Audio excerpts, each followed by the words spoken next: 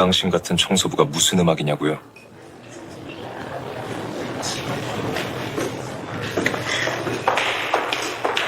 박성민의 차가운 목소리가 카페테리아 전체를 얼어붙게 만들었습니다. 수아는 그 순간 온몸이 굳어버렸어요. 주변의 모든 시선이 자신에게 집중되는 게 느껴졌거든요. 얼굴이 화끈거렸어요. 가슴 깊숙한 곳에서 뜨거운 무언가가 치밀어 올랐지만 입술은 떨릴 뿐 어떤 변명도 나오지 않았어요. 사람들의 비웃음 소리가 귓가에 맴돌았고 어떤 이는 고개를 절레절레 흔들며 혀를 찼어요. 수아는 결국 그 자리에서 도망치듯 일어났어요. 눈물이 뺨을 타고 흘러내렸지만 닦을 수도 없었어요. 복도를 걸으며 흘린 눈물방울들이 바닥에 떨어져 작은 점들을 만들었어요. 하지만 그들은 결코 알 수 없었어요. 바로 그 순간에도 수아의 손끝에서는 천상의 선율이 흐르고 있었고 그 안에 세상을 뒤흔들 놀라운 비밀이 숨어 있다는 사실을요. 본격적인 이야기를 시작하기에 앞서 구독과 좋아요를 눌러주신다면 저희 채널에 큰 힘이 됩니다. 안녕하세요. 저는 정수아라고 합니다. 29살이고요. 지금은 서울시립교향악단 연습홀에서 청소 일을 하고 있어요. 새벽 5시면 어김없이 눈을 뜹니다. 알람 소리보다 먼저 깨는 버릇이 몸에 배었거든요. 작은 원룸에서 일어나 간단히 세수를 하고 가방에 청소용품을 챙겨 넣어요. 오늘도 변함없는 하루가 시작됩니다. 지하철 2호선을 타고 예술이전 당역까지 가는 길, 차창 밖으로 스쳐 지나가는 풍경들을 바라봅니다. 아직 잠들어 있는 도시의 모습이에요. 그런데 이상하게도 마음이 무거워지더라고요. 아무래도 오늘이 특별한 날이어서 그런 것 같아요. 연습홀 문을 열고 들어서면 고요함이 저를 맞이합니다. 넓은 공간에 가지런히 놓인 의자들과 무대 위에 그랜드 피아노가 보여요. 그리고 구석 한편에 놓인 악기 보관함들이 있죠. 그곳에는 바이올린 케이스 하나가 언제나 자리를 지키고 있어요. 처음 이곳에서 일을 시작한 건 석 달 전이었습니다. 그때만 해도 그저 또 다른 직장일 뿐이라고 생각했거든요. 그런데 매일 아침 이 공간을 청소하면서 조금씩 변하기 시작했어요. 아니, 정확히 말하면 잠들어 있던 무언가가 깨어나기 시작한 거죠. 바닥을 닦고 의자를 정리하고 악보대를 반듯하게 세워놓는 일상이 반복됩니다. 그러다가 문득 그 바이올린 케이스가 눈에 들어와요. 낡은 가죽으로 만들어진 케이스예요. 모서리가 해지고 손잡이도 낡았지만 왠지 정성스럽게 관리되고 있다는 느낌이 들어요. 어린 시절 이야기를 해드릴게요. 저는 8살 때부터 바이올린을 배웠거든요. 동네 문화센터에서 하는 무료 강습이었어요. 선생님이 제 손을 보시더니 바이올린에 타고났다고 하시더라고요. 그때부터였죠. 매일 연습하고 콩쿠르도 나가고 꿈도 생겼어요. 음대에 가서 바이올리니스트가 되는 것이 목표였습니다. 고등학교 때까지는 그 꿈이 이루어질 수 있을 거라고 믿었어요. 실력도 나쁘지 않았고 선생님들도 격려해 주셨거든요. 그런데 현실은 생각보다 냉혹했어요. 아버지가 사업에 실패하신 게 고3 때였습니다. 하루아침에 모든 게 바뀌었어요. 음대 진학은 포기해야 했고 바이올린 레슨비도 낼 수 없게 됐죠. 그렇게 꿈은 접어두고 취업을 해야 했어요. 처음에는 사무직을 했습니다. 작은 회사에서 격리 업무를 맡았거든요. 그러다가 회사가 문을 닫으면서 새로운 일자리를 찾아야 했어요. 여러 군데를 알아보던 중에 이곳 청소 일자리를 소개받았죠. 음악과 관련된 곳이라도 좋지 않을까요? 친구가 그렇게 말하더라고요. 처음에는 그냥 농담인 줄 알았어요. 하지만 막상 와보니 정말 특별한 곳이었어요. 오늘은 윤석훈 지휘자님의 마지막 리허설이 있는 날입니다. 68살이신 분이거든요. 40여 년간 이 교향악단을 이끌어 오셨다고 해요. 다음 주면 은퇴를 하신다더라고요. 아침 청소를 마치고 나면 보통 오전 9시쯤 연주자들이 도착해요. 그때까지는 저 혼자만의 시간이에요. 그 시간이 가장 좋더라고요. 고요한 공간에서 혼자 있으면 마음이 차분해져요. 오늘은 평소보다 일찍 청소를 마쳤습니다. 아직 시간이 조금 남았거든요. 그래서 그 바이올린 케이스 앞에 서 있게 됐어요. 매일 보면서도 한 번도 열어본 적은 없었어요. 그냥 바라보기만 했죠. 케이스 옆에 작은 쪽지가 붙어 있는 걸 발견했어요. 자유롭게 사용하세요라고 적혀 있더라고요. 글씨체가 단정하고 정중한 느낌이었어요. 아마 지휘자님이 써놓으신 것 같았어요. 손을 뻗어 케이스를 만져봤습니다. 차가우면서도 따뜻한 느낌이었어요. 이상한 표현이지만 정말 그랬거든요. 마치 오랫동안 기다리고 있었다는 듯한 느낌이랄까요. 시계를 보니 아직 20분 정도 시간이 남았어요. 연주자들이 오기까지는 충분한 여유가 있었죠. 그런데 마음이 조급해지기 시작했어요. 뭔가 해야 할 것 같은 충동이 일어났거든요. 케이스를 열까 말까 고민했습니다. 열어본다고 해서 누구에게 피해를 주는 건 아니겠지만 왠지 조심스러웠어요. 남의 물건을 함부로 만지는 것 같은 기분이었거든요. 그때 문득 어린 시절이 떠올랐어요. 처음 바이올린을 만졌을 때의 그 설렘 말이에요. 작은 손으로 활을 잡고 조심스럽게 현을 그었을 때의 그 순간이요. 비록 삐걱거리는 소리밖에 나지 않았지만 그때만큼은 정말 행복했거든요. 결국 케이스를 열기로 했습니다. 천천히 잠금 장치를 풀고 뚜껑을 올렸어요. 그 순간 입에서 작은 탄성이 나왔어요. 정말 아름다운 바이올린이 있었거든요. 오래됐지만 정성스럽게 관리된 흔적이 역력했어요. 나무의 결이 선명하고 니스칠도 고급스러웠죠. 활도 가지런히 놓여 있었고요. 조심스럽게 바이올린을 들어 올렸습니다. 생각보다 무겁더라고요. 아니, 무겁다기보다는 묵직하다는 표현이 맞을 것 같아요. 마치 오랜 세월의 무게를 담고 있는 것 같았거든요. 턱받침에 턱을 대고 왼손으로 넥을 잡았어요. 10여 년 만에 다시 잡아보는 바이올린이었지만 자세는 자연스럽게 나왔어요. 몸이 기억하고 있었던 거죠. 활을 들어 현에 가져다 댔습니다. 손이 미세하게 떨리더라고요. 설렘 때문인지 긴장 때문인지 구분이 안 됐어요. 아마 둘 다였을 거예요. 그리고 천천히 활을 그었습니다. 첫 번째 현을 그었을 때 나온 소리가 이상했습니다. 제가 기대했던 그런 평범한 소리가 아니었어요. 맑고 깊은 울림이 연습홀 전체에 퍼져나가더라고요. 마치 이 공간 자체가 악기인 것처럼 말이에요. 손이 자연스럽게 움직였습니다. 10여 년의 공백이 무색할 정도로 손가락이 기억하고 있었거든요. 간단한 스케일부터 시작해서 어릴 때 즐겨 연주했던 바흐의 미뉴에트를 켜보았어요. 소리가 점점 더 또렷해졌습니다. 이 바이올린이 보통 악기가 아니라는 걸 알 수 있었어요.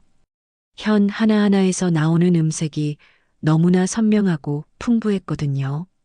제가 어릴 때 쓰던 바이올린과는 차원이 다른 소리였죠. 연주에 몰입하기 시작했습니다. 시간 가는 줄도 모르고 계속 켰어요. 어릴 때 배웠던 곡들이 하나둘씩 기억나더라고요. 슈베르트의 아베 마리아, 모차르트의 작은 별 변주곡, 크라이슬러의 사랑의 기쁨까지요.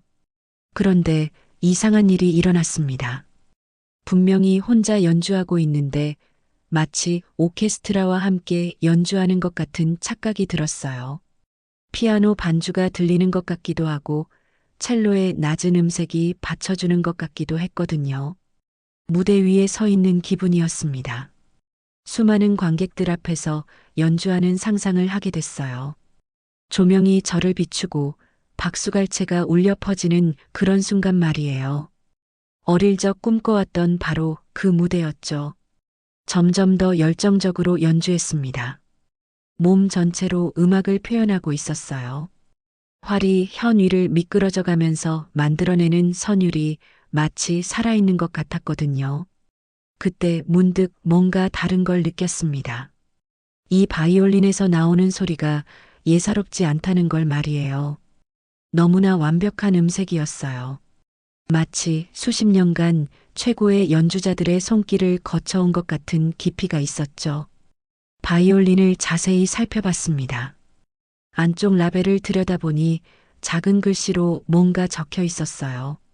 앤토니어스 스트레디베리어스 CREMONEN SIS FACIEBATNO 1721라고 되어 있더라고요. 순간 숨이 멎는 것 같았습니다. 스트라디바리우스라는 이름은 음악을 배운 사람이라면 누구나 아는 전설적인 악기잖아요. 수십억 원을 호가하는 최고급 바이올린이죠.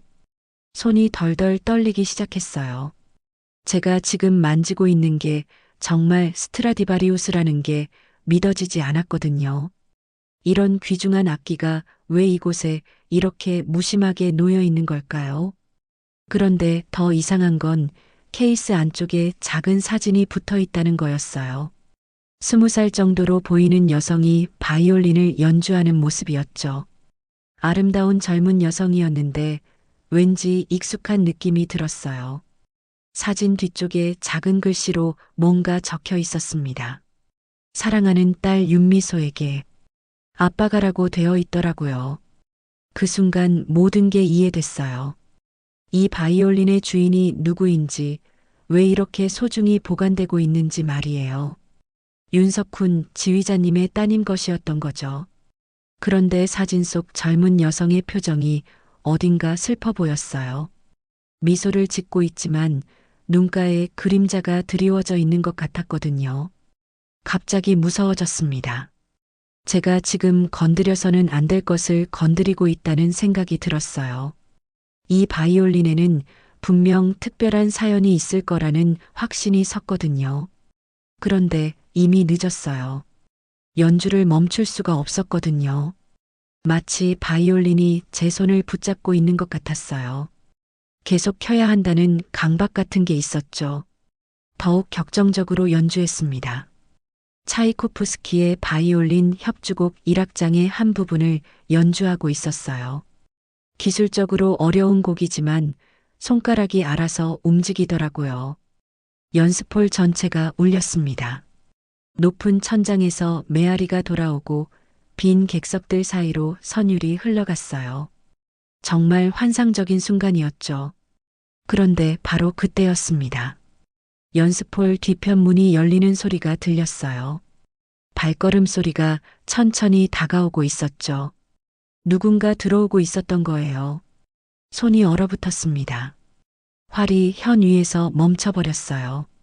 심장이 빠르게 뛰기 시작했죠. 아직 연주자들이 올 시간이 아니었는데 누가 들어온 걸까요? 천천히 고개를 돌려 뒤를 봤습니다. 연습홀 입구에 한 사람이 서 있었어요. 회색 머리에 단정한 정장을 입은 노신사였죠.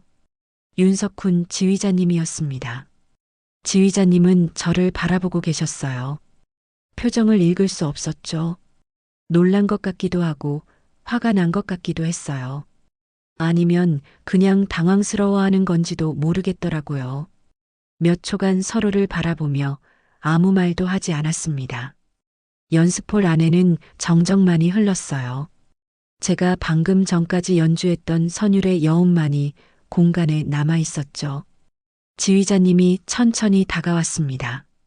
발걸음이 무겁게 들렸어요. 얼굴 표정이 점점 굳어지는 게 보였죠. 그 바이올린. 지휘자님이 입을 열었습니다. 목소리가 낮고 침착했지만 뭔가 떨리는 것 같았어요. 누가 허락했나요? 그 한마디에 모든 게 멈춰버렸습니다. 제 손에서 바이올린이 떨어질 뻔했어요. 간신히 붙잡았지만 손이 너무 떨려서 제대로 잡을 수가 없었죠. 죄송합니다. 겨우 말을 꺼냈어요. 목소리가 떨리더라고요. 케이스에 자유롭게 사용하라고 써 있어서 지휘자님의 표정이 더욱 어두워졌습니다. 눈빛이 차갑게 변하는 게 느껴졌어요. 그건 지휘자님이 말을 멈췄습니다. 뭔가 말하려다가 참으신 것 같았어요. 손을 떨며 이마를 짚으셨죠. 저는 급하게 바이올린을 케이스에 넣으려고 했습니다. 하지만 손이 너무 떨려서 제대로 할 수가 없었어요. 활도 떨어뜨릴 뻔했죠. 지휘자님이 저를 쳐다보고 계셨습니다. 그 시선이 너무 무거웠어요. 화가 나신 것 같기도 하고 슬퍼하시는 것 같기도 했거든요. 미안합니다. 정말 미안합니다. 계속 사과했지만 지휘자님은 아무 말씀도 하지 않으셨어요. 그냥 저를 바라보기만 하셨죠. 그때 느꼈습니다. 이건 단순한 실수가 아니라는 걸 말이에요. 제가 건드린 건 그냥 바이올린이 아니었어요. 누군가에게 매우 소중하고 아픈 기억이 담긴 물건이었던 거죠. 지휘자님의 침묵이 계속됐습니다. 몇 분인지 몇십 분인지 알 수 없을 만큼 긴 시간이었어요. 그동안 저는 바이올린을 케이스에 넣으려고 애썼지만 손이 너무 떨려서 제대로 할 수가 없었죠. 당장 나가세요. 지휘자님이 드디어 입을 여셨습니다. 목소리가 차갑고 단호했어요. 마치 얼음장 같았죠. 그리고 다시는 이곳에 오지 마세요. 심장이 쿵 내려앉는 소리가 들렸습니다. 해고라는 말씀을 직접 하지는 않으셨지만 의미는 분명했어요. 지휘자님, 정말 죄송합니다. 저는 그냥 설명은 필요 없습니다. 지휘자님이 제 말을 끊으셨어요. 손을 들어 말리는 제스처를 취하시더라고요. 지금 당장 나가세요. 목소리에 분노가 섞여 있었습니다. 아니, 분노보다는 깊은 상처 같은 게 느껴졌어요. 마치 오래된 상처를 건드린 것 같은 아픈 말이에요. 그때 연습홀 문이 열리면서 사람들이 들어오기 시작했습니다. 단원들이 리허설을 위해 도착한 거였어요. 첫 번째로 들어온 건 첼리스트로 보이는 중년 남성이었죠. 지휘자님, 무슨 일이세요? 그분이 상황을 파악하려고 하더라고요. 저와 지휘자님 사이에 긴장된 분위기를 느끼신 것 같았어요. 뒤이어 바이올리니스트들과 비올라, 연주자들이 차례로 들어왔습니다. 모두들 무슨 일인지 궁금해하는 표정이었어요. 김 씨, 지휘자님이 관리 담당자를 부르셨습니다. 단정한 정장을 입은 40대 남성이 급하게 다가왔어요. 네, 지휘자님. 이 사람 즉시 해고하고 출입을 금지시키세요. 차가운 명령이었습니다. 김 씨라고 불린 관리자의 표정이 당황스럽게 변했어요. 무슨 일이 있었는지 묻지 마세요. 그냥 지시대로 하시면 됩니다. 지휘자님의 목소리가 더욱 단호해졌습니다. 더 이상 설명할 의사가 없다는 뜻이었죠. 단원들 사이에서 수군거리는 소리가 들리기 시작했습니다. 모두들 무슨 일인지 궁금해하고 있었어요. 혹시 그 바이올린 만졌나요? 첼리스트가 조심스럽게 물었습니다. 제가 아직 손에 들고 있던 케이스를 보면서 말이에요. 설마 미소 양의 바이올린을. 바이올리니스트 한 명이 놀란 목소리로 말했습니다. 그 순간 연습홀 안의 분위기가 완전히 바뀌었어요. 어머나, 정말이요? 그걸 어떻게 해? 단원들의 시선이 모두 저에게 쏠렸습니다. 그 시선들이 너무 차갑더라고요. 비난과 경멸이 섞인 눈빛이었어요. 그 악기가 얼마나 소중한 건지 몰랐나요? 나이가 많아 보이는 바이올리니스트가 화난 목소리로 말했습니다. 미소 양이 돌아가시기 전까지 쓰시던 건데, 그때 처음 알았습니다. 사진 속의 아름다운 여성이 이미 세상을 떠났다는 걸 말이에요. 지휘자님의 따님이 돌아가셨고 그 바이올린이 유품이었던 거죠. 아무나 건드려서 될 물건이 아니에요. 비올라 연주자가 차가운 목소리로 말했습니다. 당신 같은 청소부가 무슨 음악이에요? 그 말이 가장 아팠습니다. 마치 뺨을 맞은 것 같았어요. 청소부라는 직업이 부끄러운 게 아니었지만 그렇게 무시당하는 건 처음이었거든요. 정말 몰상식하네요. 지휘자님이 얼마나 힘드셨을 텐데. 단원들의 비난이 계속됐습니다. 모두들 저를 쳐다보며 고개를 저었어요. 마치 이해할 수 없는 행동을 한 사람을 보는 것 같았죠. 저는 아무 말도 할 수 없었습니다. 변명을 하고 싶었지만 할 말이 없었어요. 실제로 제가 잘못한 거였으니까요. 죄송합니다. 작은 목소리로 사과했습니다. 하지만 아무도 들으려 하지 않았어요. 김 관리자가 제게 다가왔습니다. 따라오세요. 명령하는 투였어요. 더 이상 이곳에 있으면 안 된다는 뜻이었죠. 바이올린 케이스를 바닥에 내려놓았습니다. 마지막으로 한 번 더 그 아름다운 악기를 보고 싶었지만 그럴 용기가 없었어요. 지휘자님은 여전히 저를 쳐다보고 계셨습니다. 얼굴에 드리워진 그림자가 더욱 짙어 보였어요. 분노보다는 깊은 슬픔이 느껴졌죠. 연습홀을 나서면서 뒤돌아봤습니다. 단원들이 모두 저를 바라보고 있었어요. 그 시선들이 따갑더라고요. 복도를 걸으면서 눈물이 나기 시작했습니다. 억울함과 후회가 뒤섞인 복잡한 감정이었어요. 정말 모르고 한 일인데 이렇게 될 줄은 몰랐거든요. 사물함에서 개인 물건들을 챙겼습니다. 많지 않았어요. 여벌 옷 한 벌과 간단한 세면도구, 그리고 작은 사진 한 장이 전부였죠. 건물을 나서면서도 눈물이 멈추지 않았습니다. 어떻게 집에 가야 할지도 모르겠더라고요. 다리에 힘이 없어서 제대로 걸을 수가 없었어요. 버스 정류장에서 한참을 서 있었습니다. 사람들이 지나다니며 저를 쳐다봤지만 신경 쓸 여유가 없었어요. 그런데 이상한 일이 일어났습니다. 제가 방금 전에 연주했던 그 선율이 머릿속에서 계속 맴도는 거예요. 차이코프스키 바이올린 협주곡의 그 부분이 끊임없이 들려왔죠. 손가락이 저절로 움직였습니다. 마치 바이올린을 잡고 있는 것처럼 허공에서 운지를 하고 있었어요. 사람들이 이상하게 쳐다봤지만 멈출 수가 없었죠. 그 멜로디가 너무 선명했습니다. 마치 지금도 연주하고 있는 것 같았어요. 스트라디바리우스에서 나왔던 그 맑고 깊은 음색이 귓가에 맴돌았죠. 집에 도착해서도 마찬가지였습니다. 작은 원룸 안에 혼자 앉아 있는데 계속 그 선율이 들렸어요. 마치 누군가 바이올린을 켜고 있는 것 같았죠. 손끝이 기억하고 있었습니다. 그 바이올린의 감촉, 현의 장력, 활의 무게까지 모든 걸 정확히 기억하고 있었어요. 밤이 깊어도 잠들 수가 없었습니다. 눈을 감으면 그 연습홀이 떠올랐고 지휘자님의 차가운 시선이 생각났어요. 그리고 단원들의 비난하는 목소리도 계속 들렸죠. 하지만 무엇보다 괴로운 건 그 음악이 멈추지 않는다는 거였습니다. 머릿속에서 계속 연주가 이어지고 있었어요. 마치 제 안에 작은 오케스트라가 들어있는 것 같았죠. 새벽이 되어서야 조금 잠들 수 있었습니다. 하지만 꿈에서도 그 멜로디가 들렸어요. 꿈속에서 저는 큰 무대에 서 있었고 수많은 관객들 앞에서 그 스트라디바리우스로 연주하고 있었죠. 꿈에서 깨어났을 때도 손가락이 움직이고 있었습니다.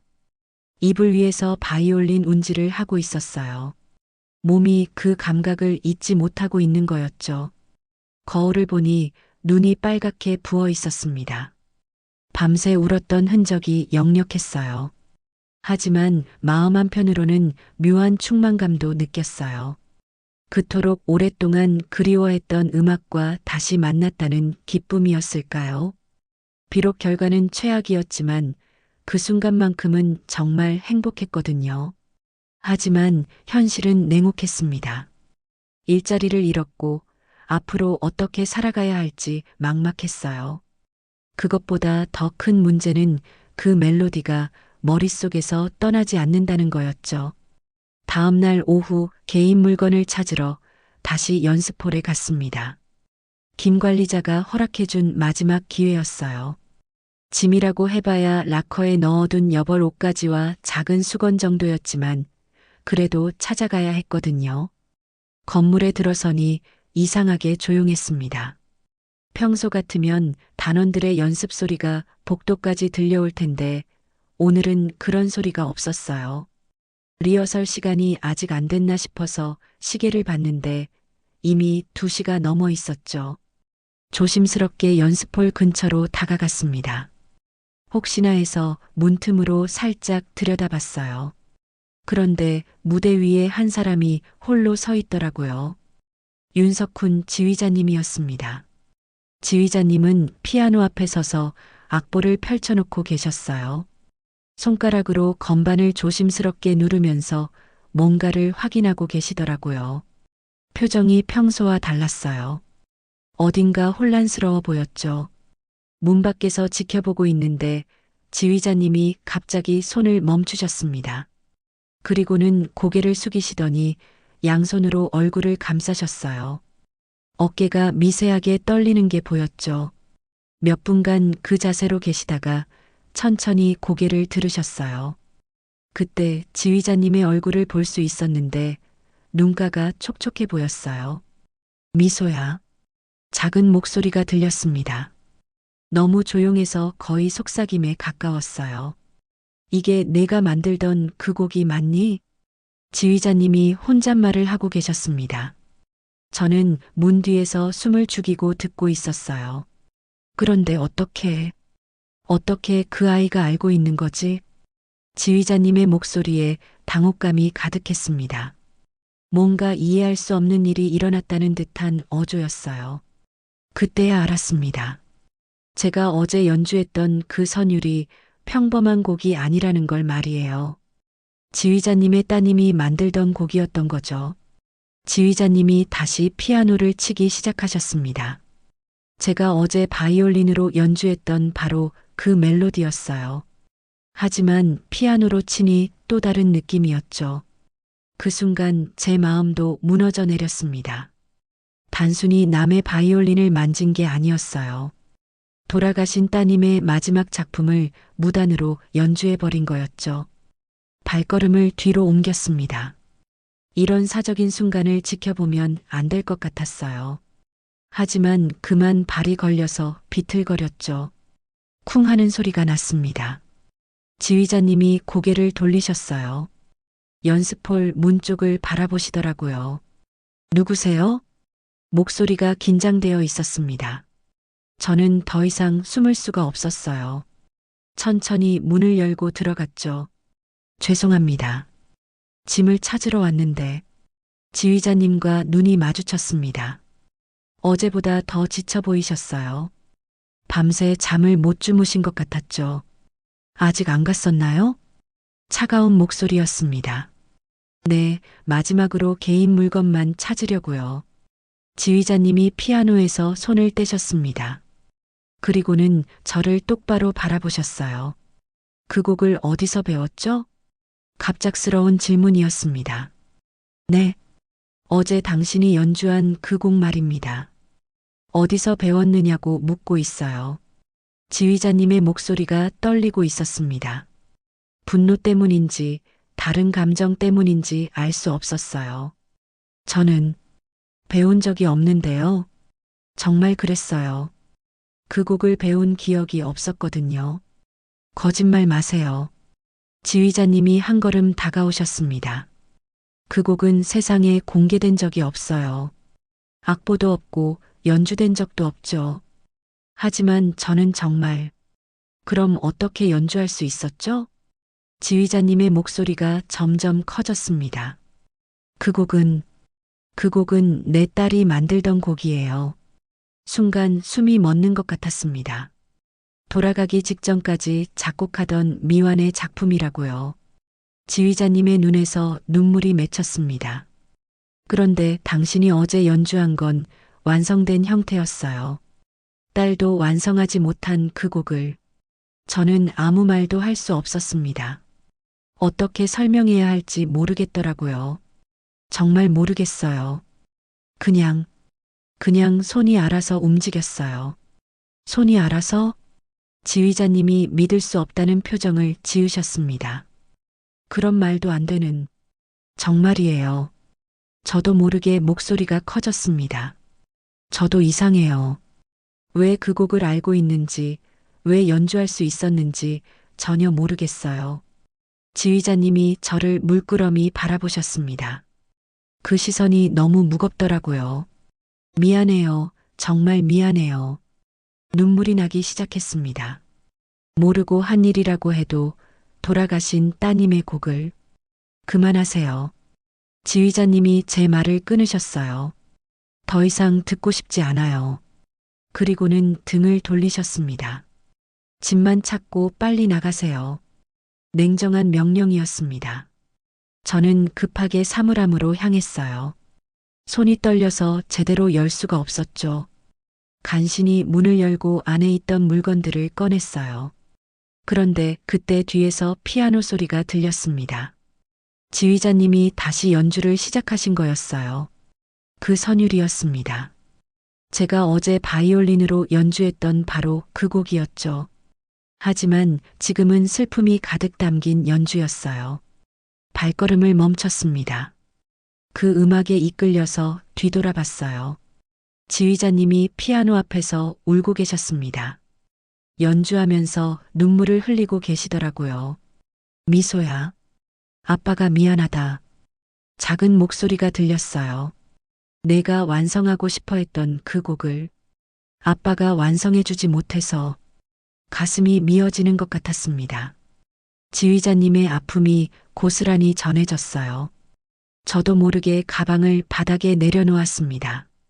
그리고 조용히 지휘자님 쪽으로 다가갔어요. 지휘자님, 가라고 하지 않았나요? 지휘자님이 연주를 멈추지 않으시면서 말씀하셨어요. 혹시 제가 그 곡을 완성해 드릴 수 있다면. 뭐라고? 지휘자님이 갑자기 연주를 멈추셨습니다. 그리고는 저를 돌아보셨어요. 당신이? 당신 같은 청소부가? 그 말이 가슴에 박혔습니다. 하지만 참았어요. 저는 어릴 때부터 음악을 배웠어요. 비록 지금은 이런 일을 하고 있지만. 그만하세요. 지휘자님이 일어나셨습니다. 더 이상 모독하지 마세요. 하지만 나가세요. 당장 나가라고요. 지휘자님이 소리쳤습니다. 목소리가 연습홀 전체에 울려 퍼졌어요. 저는 그 자리에 얼어붙었습니다. 지휘자님의 분노가 너무 무서웠어요. 죄송합니다. 작은 목소리로 사과하고 급하게 가방을 들었습니다. 그리고는 연습홀 문으로 향했어요. 문을 열려는데 뒤에서 지휘자님의 목소리가 들렸습니다. 그 곡은 내 아이의 곡이야. 돌아보니 지휘자님이 다시 피아노 앞에 앉아 계셨어요. 어깨가 떨리고 있었죠. 아무나 건드릴 수 있는 게 아니라고. 그 말을 끝으로 저는 연습홀을 나왔습니다. 복도를 걸으면서도 피아노 소리가 계속 들렸어요. 슬픔에 가득 찬 그 선율이 제 마음도 아프게 했죠. 건물을 나서면서 결심했습니다. 언젠가는 그 곡을 완성해 보이겠다고요. 지휘자님의 따님이 하지 못한 그 일을 제가 대신 해드리고 싶었어요. 비록 지금은 아무것도 아닌 청소부일지라도 언젠가는 다시 일어서겠다는 다짐을 했습니다. 윤석훈은 그날 밤 잠을 이룰 수 없었습니다. 수아가 연주했던 그 선율이 머릿속에서 떠나지 않았어요. 미소가 생전에 작곡하던 바로 그 곡이었거든요. 새벽까지 뒤척이다가 결국 서재로 갔습니다. 미소의 유품들이 보관된 상자를 꺼냈어요. 오래된 악보들과 사진들이 가득 들어 있었죠. 그 중에서 특별한 악보 하나를 찾았습니다. 미소가 마지막까지 작업하던 미완성 곡이었어요. 제목도 없이 절반 정도만 완성된 상태였죠. 정말 이 곡이었다. 윤석훈의 손이 떨렸습니다. 수아가 연주한 선율과 완전히 일치했어요. 그런데 더 놀라운 건 수아의 연주에는 미소도 완성하지 못한 후반부가 있었다는 거였죠. 마치 미소의 의도를 정확히 파악한 것처럼 자연스럽게 이어져 있었어요. 어떻게 그럴 수가 있지? 혼잣말을 중얼거렸습니다. 서재 한쪽 벽에 걸린 미소의 사진을 바라봤어요. 바이올린을 연주하고 있는 10대 시절의 모습이었죠. 그때 문득 미소가 했던 말이 떠올랐습니다. 아빠, 저 고아원에서 정말 귀여운 동생을 만났어요. 미소가 고등학교 1학년 때 봉사활동을 갔던 날이었어요. 수아라는 아이인데 음악에 정말 재능이 있는 것 같아요. 그래, 어떤 아이인데? 9살 정도 됐는데 제가 바이올린 켜는 걸 보고는 금방 따라 하더라고요. 미소의 눈이 반짝였었죠. 나중에 기회가 되면 레슨도 해주고 싶어요. 그런데 얼마 후 고아원에 화재가 났었죠. 미소가 봉사활동을 갔던 바로 그 고아원이었어요.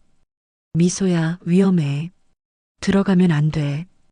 윤석훈이 화재 현장에 도착했을 때 미소를 말렸던 기억이 났습니다. 하지만 아빠 안에 수아가 있어요. 제가 구해야 해요. 미소가 울면서 말했었죠. 그 아이는 제 동생이라고요. 그게 미소가 한 마지막 말이었습니다. 윤석훈은 당시 구조된 아이들 명단을 확인해 봤었어요. 하지만 수아라는 이름은 없었죠. 미소가 구하려던 그 아이는 이미 대피한 후였거나 아니면 설마 윤석훈의 마음이 급해졌습니다. 다음 날 아침 윤석훈은 수아가 다녔던 청소업체에 연락했어요. 정수아 씨의 개인정보를 좀 알 수 있을까요? 죄송하지만 개인정보 보호 때문에. 저는 서울시립교향악단 지휘자 윤석훈입니다. 중요한 일이 있어서 그래요. 결국 간단한 정보를 얻을 수 있었습니다. 수아의 생년월일과 고아원 출신이라는 사실이었어요. 나이를 계산해 보니 지금 29살이었습니다. 화재 당시 9살이었다면 정확히 맞아떨어졌어요. 정말 그 아이일까? 윤석훈은 병원으로 향했습니다. 오래된 지인인 의사에게 부탁할 일이 있었어요. DNA 검사를 해주세요. 무슨 일이신지 자세한 설명은 나중에 하겠습니다. 지금은 급한 일이라서요. 윤석훈은 며칠 전 수아가 만졌던 바이올린 케이스에서 머리카락 몇 개를 채취해 왔었어요. 혹시 몰라서 했던 일이었는데 정말 필요한 순간이 온 거였죠. 자신의 샘플과 함께 검사를 의뢰했습니다. 일주일 정도 걸릴 겁니다. 의사가 말했어요. 그 일주일이 윤석훈에게는 평생 같았습니다. 매일 리허설을 진행하면서도 마음이 다른 곳에 있었어요. 단원들도 지휘자의 변화를 눈치챘습니다. 지휘자님, 컨디션이 좋지 않으신 것 같은데. 괜찮습니다. 계속하세요. 하지만 집중이 안 됐어요. 자꾸만 수아의 모습이 떠올랐죠. 한편 수아는 새로운 일자리를 찾아다니고 있었습니다. 여러 공연장과 문화센터를 돌아다니며 청소 일을 구하고 있었어요. 경력이 좀 짧네요. 네, 하지만 열심히 하겠습니다. 번번이 거절당했지만 포기하지 않았어요. 집에 돌아와서는 매일 바이올린 연습을 했습니다. 물론 진짜 바이올린은 없었지만 허공에서 온지 연습을 하며 그 곡을 완성해 나갔어요. 미소 언니가 남긴 선율을 기억 속에서 조각조각 맞춰가며 자연스러운 결말을 만들어갔죠. 언니, 제가 꼭 완성해 드릴게요. 매일 밤 그렇게 다짐했어요. 일주일이 지난 금요일 오후 윤석훈에게 전화가 왔습니다. 검사 결과가 나왔습니다. 병원에서 온 연락이었어요. 윤석훈은 급하게 병원으로 향했습니다. 손이 떨려서 운전대를 제대로 잡을 수가 없었어요. 결과를 보여주세요. 의사가 서류를 건넸습니다. 친자 확률 99.99%. 그 숫자를 본 순간 윤석훈의 다리에 힘이 빠졌어요. 의자에 주저앉을 수밖에 없었죠. 정말, 정말 내 딸이었다고? 믿을 수가 없었어요. 확실한 겁니까? 네, 의심할 여지가 없습니다. 의사가 확신에 찬 목소리로 대답했어요. 윤석훈은 한참 동안 멍하니 앉아 있었습니다. 20년 동안 죽은 줄 알았던 딸이 살아있었다는 사실을 받아들이기 어려웠어요. 미소가 구해냈구나. 눈물이 흘러내렸습니다. 미소가 목숨을 걸고 구하려던 그 아이가 바로 자신의 친딸이었던 거였어요. 그것도 모르고 20년 동안 혼자 살아온 거였죠. 수아야. 그제야 모든 게 이해됐습니다. 왜 수아가 미소의 곡을 알고 있었는지, 왜 그렇게 자연스럽게 연주할 수 있었는지 말이에요. 아버지와 딸을 이어주는 음악이었던 거였죠. 병원을 나서면서 윤석훈은 결심했습니다. 당장 수아를 찾아가겠다고요. 하지만 수아의 주소를 알 방법이 없었어요. 청소업체에서도 개인정보라며 알려주지 않았거든요. 어떻게 찾지? 윤석훈은 고민에 빠졌습니다. 그때 문득 떠오른 게 있었어요. 수아가 다른 공연장에서 일자리를 구하고 있을지도 모른다는 생각이었죠. 그래, 공연장들을 돌아보자. 윤석훈은 서울 시내 주요 공연장들에 연락을 돌리기 시작했습니다. 혹시 정수아라는 이름의 청소 직원이 지원했는지 확인해 달라고 했어요. 사흘째 되는 날 드디어 연락이 왔습니다. 네, 그런 분이 어제 면접을 보셨어요. 예술이전당 콘서트홀에서 온 전화였어요. 내일부터 출근하신다고 하더라고요. 윤석훈의 심장이 빠르게 뛰었습니다. 드디어 딸을 만날 수 있게 된 거였어요. 하지만 어떻게 접근해야 할지 막막했습니다. 갑자기 나타나서 너는 내 딸이야 라고 할 수도 없는 노릇이었으니까요. 천천히 조심스럽게 다가가야 했어요. 수아가 받아들일 수 있도록 말이에요. 예술이전당 콘서트홀에서 청소 일을 시작한 지 일주일이 지났습니다. 새로운 환경에 적응하느라 바빴지만 여전히 마음 한편으로는 그 미완성곡이 맴돌았어요. 매일 새벽 청소를 하면서 무대를 바라봤습니다. 언젠가 저도 저 무대에 서서 연주할 수 있을까 하는 꿈을 꿨죠. 물론 현실적으로는 불가능해 보였지만요. 그런데 이번 주 금요일에 특별한 공연이 예정되어 있었어요. 서울시립교향악단의 윤석훈 지휘자 은퇴 콘서트였죠. 이번 공연이 지휘자님의 마지막이래요. 동료 청소원이 말해줬어요. 40여 년간 지휘봉을 잡으셨는데 이제 정말 끝이신 거죠. 복잡한 마음이었습니다. 비록 좋지 않은 일로 헤어졌지만 그분의 마지막 무대를 뒤에서나마 지켜보고 싶었어요. 공연 당일 오후 평소보다 일찍 청소를 마쳤습니다. 리허설 때문에 홀을 비워달라는 요청이 있었거든요. 그런데 로비에서 짐을 정리하고 있는데 누군가 제 이름을 부르는 소리가 들렸어요. 정수아 씨. 돌아보니 정장을 입은 중년 남성이 서 있더라고요. 처음 보는 분이었어요. 안녕하세요. 저는 서울시립교향악단 기획실장 김민수라고 합니다. 정중하게 인사를 하시더라고요. 무슨 일이신지. 지휘자님께서 오늘 공연에 참석해달라고 하셨어요. 갑작스러운 제안이었습니다. 죄송하지만 제가 왜? 자세한 얘기는 지휘자님께서 직접 하실 거예요. 김 실장님이 미소를 지으시더라고요. 지금 무대 뒤쪽 대기실에 계십니다. 어리둥절했지만 따라갔습니다. 무슨 일인지 궁금하기도 했고 지휘자님을 다시 만날 수 있다는 기대도 있었거든요. 대기실 문을 열고 들어서니 윤석훈 지휘자님이 계셨어요. 연주복을 입고 계셨는데 평소보다 훨씬 정중한 표정이었죠. 와주셔서 고맙습니다. 지휘자님이 일어서시면서 말씀하셨어요. 예전과는 완전히 다른 태도였어요. 지휘자님, 앉으세요. 의자를 권하시더라고요. 오늘 제 마지막 공연에서 특별한 부탁을 하고 싶어서 불렀습니다. 무슨 부탁인지 미소의 곡을 연주해 주세요. 순간 숨이 멎는 것 같았습니다. 저는 이미 해고당했는데 그건 제가 성급했습니다. 진심으로 사과드려요. 지휘자님의 목소리에 진정성이 느껴졌어요. 당신이 그 곡을 알고 있다는 건 우연이 아닐 거예요. 분명 특별한 인연이 있을 겁니다. 지휘자님이 테이블 위에 바이올린 케이스를 가리키셨어요. 그 스트라디바리우스였죠. 이 악기로 무대에서 연주해 주세요. 미소가 완성하지 못한 그 곡을. 하지만 저는 전문 연주자가 아니에요. 상관없습니다. 중요한 건 마음이거든요. 지휘자님의 눈에서 간절함이 느껴졌어요. 미소도 그걸 원할 거예요. 한참을 고민했습니다. 무대에 서서 연주한다는 건 제게는 꿈 같은 일이었지만 동시에 너무 부담스럽기도 했거든요. 관객들이 많을 텐데 걱정하지 마세요.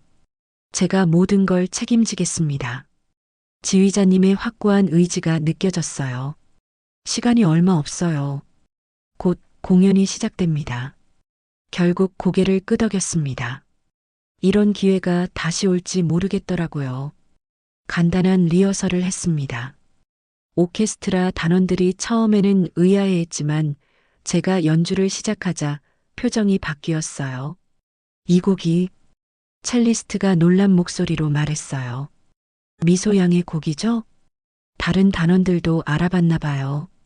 모두들 신중한 표정으로 연주에 집중했죠. 공연 시작 1시간 전 분장실에서 준비를 했습니다. 검은색 연주복을 입고 머리를 단정하게 묶었어요. 거울을 보니 마치 다른 사람 같았죠. 긴장되세요? 스태프가 물어봤어요. 네, 많이요. 손이 떨렸지만 동시에 설렘도 있었어요. 드디어 공연이 시작됐습니다. 객석에는 1000명이 넘는 관객들이 앉아 있었어요. 평생 이렇게 많은 사람들 앞에 서본 적이 없었죠. 1부 공연이 끝나고 잠깐의 휴식 시간이 있었습니다. 제 차례는 2부 마지막이었어요. 이제 곧 나가시면 돼요. 스태프가 알려줬어요. 무대 뒤에서 지휘자님을 기다렸습니다. 오케스트라의 마지막 곡이 끝나고 박수가 터져 나왔어요. 수아 씨, 지휘자님이 저를 부르셨어요. 함께 나가요. 객석의 조명이 어둡게 변하고 무대에만 스포트라이트가 켜졌습니다. 지휘자님이 먼저 무대에 나가셨어요. 그리고는 마이크를 잡으셨죠. 존경하는 관객 여러분, 오늘 마지막으로 특별한 연주를 들려드리고자 합니다. 잠시 침묵이 흘렀어요. 이 곡은 제 딸 윤미소가 생전에 작곡하던 미완성곡입니다. 관객석에서 작은 탄성이 들렸어요. 오늘 이 곡을 완성해서 연주해줄 분을 소개합니다. 제 차례였습니다. 떨리는 다리로 무대에 걸어 나갔어요. 이 연주자는 지휘자님이 잠시 말을 멈추셨어요. 그리고는 저를 바라보시더라고요. 제 딸의 음악을 이어준 또 하나의 제 딸, 정수아입니다. 관객석이 웅성거렸습니다. 갑작스러운 발표에 모두들 당황한 것 같았어요. 저도 놀랐습니다. 지휘자님이 저를 딸이라고 소개하실 줄은 몰랐거든요. 하지만 이상하게 마음이 따뜻해졌어요. 오랫동안 그리워했던 가족이라는 단어를 들은 것 같았죠. 오케스트라가 서서히 연주를 시작했습니다. 피아노의 부드러운 선율로 시작해서 현악기들이 하나둘 합류했어요. 바이올린을 터게 됐습니다. 그 순간 모든 긴장이 사라졌어요. 마치 미소 언니가 옆에서 함께 연주하고 있는 것 같았거든요. 활을 현에대고 첫 음을 냈습니다. 스트라디바리우스의 깊고 맑은 소리가 홀 전체에 퍼져나갔어요. 미소 언니의 선율로 시작해서 제가 완성한 후반부로 이어졌습니다. 오케스트라와의 조화도 완벽했어요. 연주하는 동안 눈을 감았습니다. 그러자 어릴 때 그 고아원이 떠올랐어요. 언니가 저에게 바이올린을 가르쳐 주던 따뜻한 기억들이 하나씩 되살아났죠. 마지막 음이 사라진 후 잠시 정적이 흘렀습니다. 그리고는 폭풍 같은 박수가 터져 나왔어요. 관객들이 모두 일어서서 박수를 보내고 있었습니다. 눈물을 흘리는 분들도 보였어요. 지휘자님이 제게 다가와 손을 잡으셨어요. 고맙습니다. 정말 고마워요. 그분의 눈에도 눈물이 맺혀 있었죠. 그 순간 느꼈습니다. 이제야 제 진짜 무대가 시작된다는 걸 말이에요.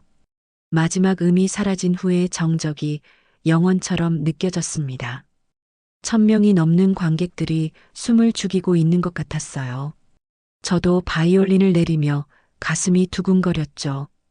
그때 지휘자님이 지휘봉을 내려놓으셨습니다. 그리고는 천천히 저에게 다가오시더라고요. 수아야. 작은 목소리로 제 이름을 부르셨어요. 그 순간 눈물이 터져 나왔습니다. 관객석에서 박수가 시작됐어요. 한 사람, 두 사람씩 일어서더니 곧 전체가 기립박수를 보내고 있었죠. 지휘자님의 눈가에도 눈물이 맺혀 있었습니다. 40여 년간 지휘봉을 잡으신 분이 무대에서 울고 계시더라고요. 미소야, 들리니? 지휘자님이 하늘을 바라보며 혼잣말을 하셨어요. 내가 완성하고 싶어 했던 그 곡을 드디어 들려드렸어. 오케스트라 단원들도 모두 일어나 박수를 보내고 있었습니다. 처음에는 의아해했던 분들도 이제는 따뜻한 미소를 지으며 저를 바라보고 계셨어요. 박수가 잦아들자 지휘자님이 마이크를 다시 잡으셨습니다. 존경하는 관객 여러분, 목소리가 떨리고 있었어요. 오늘 여러분께 특별한 고백을 하고 싶습니다. 관객석이 다시 조용해졌습니다. 20년 전 저는 한 아이를 잃었다고 생각했습니다. 지휘자님이 저를 바라보셨어요. 하지만 그 아이는 살아 있었습니다. 그리고 오늘 이 무대에서 다시 만났어요. 관객들 사이에서 작은 탄성이 들렸어요. 음악이 우리를 다시 이어준 겁니다. 지휘자님이 무릎을 꿇으셨습니다. 무대 위에서 그 많은 사람들 앞에서 말이에요. 고맙다, 수아야. 돌아와줘서. 그 순간 저도 참을 수 없었어요. 바이올린을 바닥에 조심스럽게 놓고 지휘자님 앞에 무릎을 꿇었죠. 아버지. 처음으로 그 단어를 입에 담았습니다. 얼마나 오랫동안 기다려왔던 말인지 몰라요. 관객석에서는 훌쩍거리는 소리가 들렸습니다. 많은 분들이 눈물을 흘리고 계시더라고요. 지휘자님이, 아니, 아버지가 저를 꼭 안아주셨어요. 따뜻한 품이었습니다. 어린 시절부터 그리워했던 바로 그런 품이었죠. 미안하다, 수아야. 아빠가 늦었구나. 괜찮아요. 이제라도 만났으니까요. 우리는 한참 동안 그렇게 안고 있었습니다. 박수 소리가 계속 들렸지만 그 순간에는 우리 둘만 있는 것 같았어요. 무대에서 내려온 후에도 여운이 계속됐습니다. 로비에는 축하해 주시는 분들이 많이 계셨어요. 정말 감동적이었어요. 어떻게 그런 연주가 가능한가요? 가족의 힘이군요. 많은 분들이 저에게 말을 걸어주셨어요. 처음 받는 관심이었지만 부담스럽지 않았습니다. 아버지와 함께 분장실로 돌아왔어요. 이제야 조용히 대화할 수 있었죠. 어떻게 알아보셨어요? DNA 검사를 했거든. 그리고 미소의 일기장에서 내 이야기를 찾았어. 아버지가 오래된 일기장을 보여주셨어요. 수아는 정말 특별한 아이예요. 음악을 들으면 눈이 반짝여요. 미소 언니가 저에 대해 쓴 글이었어요. 언젠가 이 아이와 함께 연주하고 싶어요. 눈물이 다시 났습니다. 언니가 정말 저를 기억하고 있었구나 하는 생각이에요. 미소가 너를 많이 아꼈나 봐. 네, 언니는 제게 음악을 가르쳐 주셨어요. 그리고 꿈을 심어 주셨죠. 아버지가 제 손을 잡으셨어요. 이제부터는 아빠가 내 꿈을 지켜줄게. 아버지의 꿈도 제가 이어갈게요. 새로운 시작이었습니다. 한 달 후, 저는 정식으로 서울시립교향악단의 객원 연주자가 됐어요. 아버지의 후임으로 오신 새로운 지휘자님도 저를 환영해 주셨죠. 매일 연습실에서 바이올린을 연습합니다. 미소 언니의 스트라디바리우스로 말이에요. 이제는 제 악기가 됐거든요. 오늘은 어떤 곡을 연습할까? 아버지가 매일 물어보세요. 은퇴하신 후에도 제 연습을 도와주시거든요. 오늘은 새로운 곡을 써보려고요. 새로운 곡? 네, 이제 제 연주는 아버지를 위한 곡이에요. 아버지의 얼굴에 환한 미소가 떠올랐습니다. 저녁에는 함께 식사를 해요. 작은 아파트이지만 둘이 함께라니 천국 같아요. 내일은 어떤 하루가 될까? 모르죠. 하지만 함께라면 어떤 하루든 괜찮아요. 창밖으로 노을이 지고 있었습니다. 새로운 하루를 기다리며 우리는 조용히 미소 짓고 있었어요. 음악이 우리를 이어준 것처럼 이제는 우리가 다른 사람들에게 희망의 선율을 들려드릴 차례였습니다. 그럼 오늘 이야기는 여기까지입니다. 영상을 시청해주신 모든 분들 고맙습니다. 저는 AI 나레이션 박정현이었습니다. 구독과 좋아요 부탁드립니다. 감사합니다.